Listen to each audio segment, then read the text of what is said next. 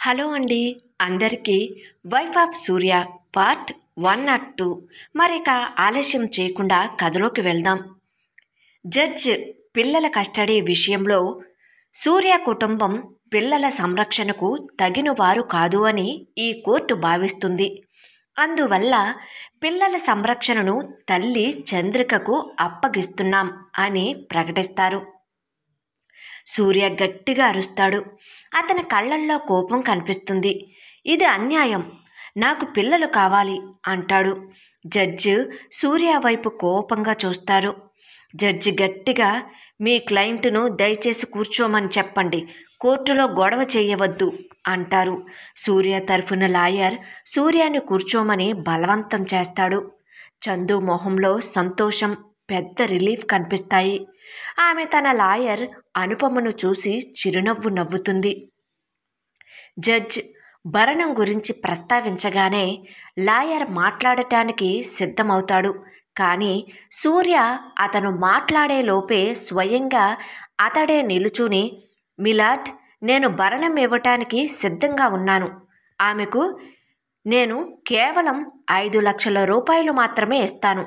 ఆమెకు అంతకు మించి అవసరం లేదు అని గర్వంగా అంటాడు.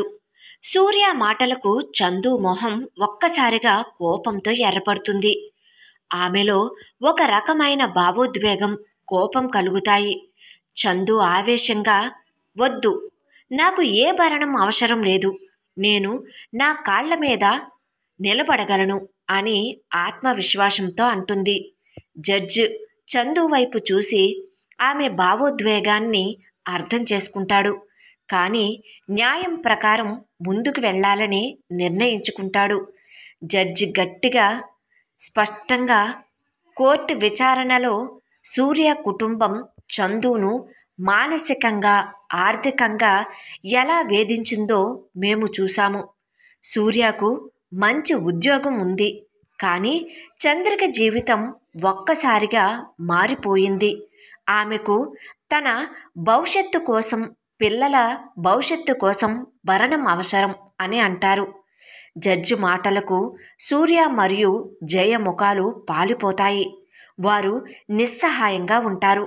అందువల్ల సాక్ష్యాలను మరియు ఇరు పక్షాల ఆర్థిక స్థితిని పరిశీలించిన తర్వాత చంద్రికకు 10 లక్షల రూపాయల భరణం ఇవ్వవలసిందిగా సూర్యను ఆదేశిస్తున్నాం అని జడ్జి చెబుతారు. ఇలా జడ్జి తన తీర్పును ముగిస్తారు. సూర్య, జయ, అతని తల్లిదండ్రులు నిస్సహాయంగా, కోపంతో కోర్టు నుండి బయటకు వెళ్ళిపోతారు. వారి అహంకారం, వారి కుట్రలు అన్నీ ఓడిపోతాయి. చందు తన కష్టాలు తీరినందుకు సంతోషంగా ఉన్నప్పటికీ మనసులో మాత్రం కొంచెం భారంగానే ఉంటుంది. లాయర్ అనుపమ, నవీన్ సంతోషంగా ఉంటారు, వారి ప్రయత్నాలు ఫలించినందుకు.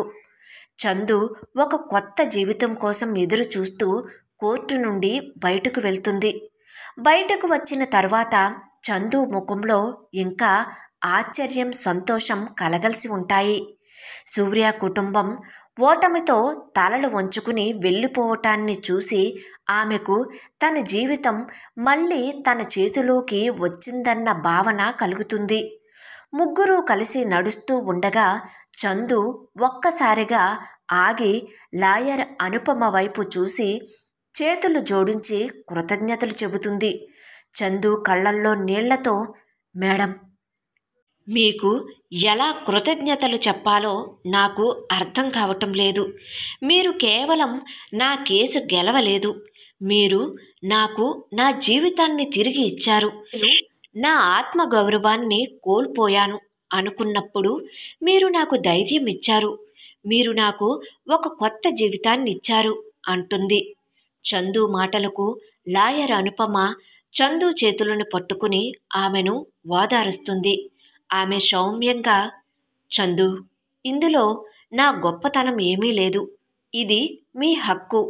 మీరు ఎంతో ధైర్యంగా పోరాడారు, మీ ధైర్యమే ఈ కేసు గెలుపుకు కారణం.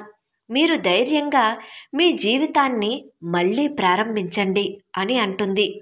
నవీన్ కూడా లాయర్ అనుపమ దగ్గరకు వచ్చి ఆమెకు థ్యాంక్స్ చెబుతాడు. నవీన్ నవ్వుతూ, అనుపమ గారు, మీరు వండర్ఫుల్గా వర్క్ చేశారు. నిజంగా మీరు మా కోసం చాలా కష్టపడ్డారు. మీ లీగల్ సపోర్ట్ లేకుండా మేము గెలవలేకపోయేవాళ్ళం అని అంటాడు. నేను నా పనిని చేశాను నవీన్ గారు. ఈ కేసులో న్యాయం గెలిచింది. అది నాకు చాలా సంతోషంగా ఉంది అని అంటుంది లాయర్ అనుపమ. చందు, నవీన్ ఇద్దరూ లాయర్ అనుపమకు థ్యాంక్స్ చెప్పి కోర్టు నుండి బయటకు వచ్చిన తరువాత నవీన్ తన కారులో చందుని డ్రాప్ చేయటానికి సిద్ధపడతాడు. నవీన్ కారులో చందు కూర్చున్న తర్వాత ఇద్దరి మధ్య నిశ్శబ్దం అలుముకుంటుంది. చందు ఇంకా కోర్టులో జరిగిన విషయాల గురించి ఆలోచిస్తూ ఉంటుంది. ఆమె మనసులో ఒక రకమైన భావోద్వేగం, బాధ కనిపిస్తాయి. నవీన్ కారులో తన ప్రక్కన కూర్చున్న చందును చూస్తూ, చందు, నువ్వు చాలా ధైర్యంగా ఉన్నావు. నిజంగా నీ ప్లేసులో ఎవరైనా ఉంటే చాలా బాధపడేవాళ్ళు. కానీ నీవు ఎంతో ధైర్యంగా ఉన్నావు అంటాడు. చందు నవీన్ మాటలకు ఏమీ మాట్లాడదు. ఆమె కళ్ళల్లో ఇంకా నీళ్లు కనిపిస్తాయి. నిజం చెప్పాలంటే చందు, నువ్వు భరణం వద్దు అని చెప్పినప్పుడు నేను చాలా ఆశ్చర్యపోయాను. నీ ఆత్మగౌరవాన్ని చూసి నాకు చాలా గర్వంగా అనిపించింది. నువ్వు ఈ రోజు నుండి ఒక కొత్త జీవితాన్ని ప్రారంభించబోతున్నావు. నీ జీవితంలో జరిగిన చెడ్డ విషయాలను మర్చిపో. నీ భవిష్యత్తు గురించి ఆలోచించు. నీ పిల్లలకు మంచి భవిష్యత్తు ఉంటుంది. నేను నీకు ఎప్పుడూ తోడుగా ఉంటాను. ఏ సహాయం కావాలన్నా నన్ను అడుగు అంటాడు. నవీన్ మాటలకు చందు కళ్ళల్లో నీళ్లు తిరుగుతాయి. ఆమె నవీన్ను చూసి నవ్వుతుంది. నవీన్ చందుని ఇంటి దగ్గర డ్రాప్ చేస్తాడు. నవీన్ కారును చందు ఇంటి ముందు ఆపుతాడు. చందు కారు దిగే ముందు నవ్వుతూ, నవీన్, నీకు చాలా థ్యాంక్స్. ఈ 6 నెలల్లో నువ్వు నాకు ఒక ఫ్రెండ్గా మాత్రమే కాకుండా ఒక బ్రదర్లా ఉన్నావు. నీ సహాయం లేకుండా నేను ఈరోజు గెలవలేకపోయేదాన్ని అంటుంది. చందు మాటలకు నవీన్ ఇలా అంటాడు. చందు, ఇందులో నా గొప్పతనం ఏమీ లేదు. ఇది నీ హక్కు. నువ్వు ఎంతో ధైర్యంగా పోరాడావు. నీ ధైర్యమే ఈ కేసు గెలుపుకు కారణం. నువ్వు ధైర్యంగా నీ జీవితాన్ని మళ్ళీ ప్రారంభించు అంటాడు. సరే అన్నట్టుగా చందు తల ఊపుతుంది. నవీన్ వెళ్ళిపోయిన తర్వాత చందు ఇంటి లోపలికి వెళ్తుంది. ఆమె మనసులో ఒక కొత్త శాంతత, సంతోషం కనిపిస్తాయి. ఆమె ఒక కొత్త జీవితం కోసం ఎదురు చూస్తూ ఇంట్లోకి వెళ్తుంది.